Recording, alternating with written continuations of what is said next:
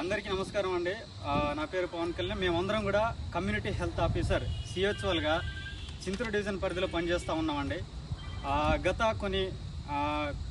కొన్ని సంవత్సరాల నుంచి మాకు ఏవైతే మా హక్కులు ఉన్నాయో వీటి కోసమే శాంతియుతంగా నిరసన చేయడం కోసం ఈ చింతూరు డివిజన్లో మేము కేవలం శాంతియుతంగా విత్ పర్మిషన్ తోటి వచ్చామండి ఇక్కడ.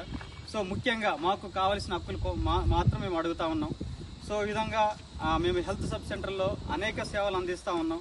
వాటికి సంబంధించింది గత 6 సంవత్సరాల నుంచి ఇప్పటి వరకు NHM national health rural mission పరిధిలో పనిచేస్తున్నటువంటి ప్రతి CHOకు 6 ఇయర్స్ క్యాడర్ పూర్తయిన ప్రతి CHOకు రెగ్యులరైజేషన్ కల్పించాలనే అంశాన్ని కూడా మేము ఈ సందర్భంగా తెలియజేస్తా ఉన్నాం.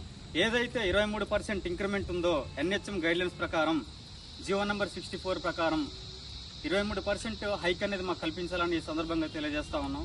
అలాగే అనునల్ ఇంక్రిమెంట్ పాలసీ 2024-25 ఫైనాన్షియల్ ఇయర్లో కూడా మాకు పొందుపరచాలని ఈ సందర్భంగా తెలియజేస్తా ఉన్నాం. అలాగే మాకు ఏవైతే pending work based performance intensive మాకు 15,000 ఏవైతే ఇస్తూ ఉంటున్నారో ఆ ఇచ్చే దాంట్లో చాలా కోతలు విధిస్తూ ఉన్నారు. అవి మాకు 15,000 రావాల్సిన చోట 7,000 రావటం, 1,000 రూపాయలు రావటం ఇది ఏమాత్రం కరెక్ట్ కాదు. సో ఈ విషయం కూడా మేము నోటీసులో పెట్టుకున్నామండి. సో మాకు ఏదైతే పెండింగ్ ఇన్సెంటివ్స్ ఉన్నాయో గత 2024 ఆగస్టు నుంచి ఇప్పటి వరకు దాదాపు ఒక 7 నెలల నుంచి ఆ ఇన్సెంటివ్స్ కూడా మాకు రావట్లేదు. సో ఈ విషయంలో కూడా అధికారుల దృష్టికి తీసుకెళ్లి దీన్ని కూడా ఈ సందర్భంగా మీకు తెలియజేస్తా ఉన్నామండి. మాకు ఏదైతే ఫిక్స్డ్ పే శాలరీ అంటున్నారు ఆ ఇన్సెంటివ్స్ 15,000 ప్లస్ మాకు జీతం వచ్చేసి 25,000 40 అంటున్నారు. అది ఇప్పటి వరకు కూడా ఎక్కడ ఇచ్చిన పరిస్థితి దాఖలాలు అయితే లేవు. కేవలం మాకు శాలరీ మాత్రం ఇస్తున్నారు.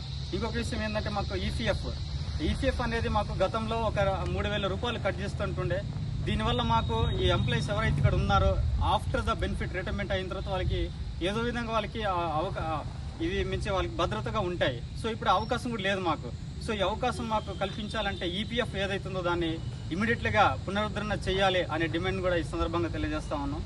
అదే మాకు ట్రైబల్ ఏరియాలో పనిచేస్తున్న ప్రతి ఒక్క CHOకు ట్రైబల్ అలవెన్సెస్ కల్పించాలి.